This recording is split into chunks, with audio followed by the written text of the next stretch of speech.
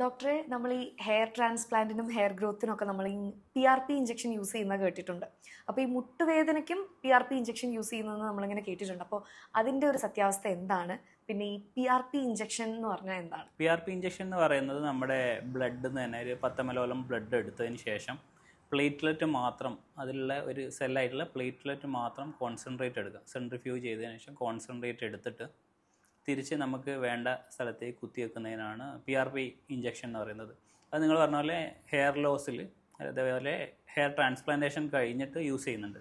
അതേപോലെ തന്നെ ഞങ്ങളുടെ ഓർത്തോപെഡിക് കണ്ടീഷൻസിൽ, പ്രത്യേകിച്ച് സ്പോർട്സ് ഇഞ്ചുറി കണ്ടീഷൻസിൽ വളരെ കോമൺ ആയിട്ട് ഉപയോഗിക്കുന്ന ഒരു കാര്യമാണ് PRP ഇഞ്ചക്ഷൻ എന്ന് പറയുന്നത്. ഈ മുട്ടുവേദനയിലേക്ക് വരുമ്പോൾ, മുട്ടിൽ 40 വയസ്സ് കഴിഞ്ഞ ആൾക്കാർക്ക് മുട്ടുവേദന വരുമ്പോൾ ഒരു ഗ്രേഡ് 1, ഗ്രേഡ് 2 ആർത്രൈറ്റിസ് വരും. ഒരു ഏർലി സ്റ്റേജ് ആർത്രൈറ്റിസ്, നമ്മൾ തേയ്മാനം എന്ന് പറയില്ലേ, തേയ്മാനത്തിൻ്റെ വളരെ ഏർലി സ്റ്റേജിൽ PRP ഇഞ്ചക്ഷൻ വളരെ ഹെൽപ്ഫുള്ളായി കാണാറുണ്ട്.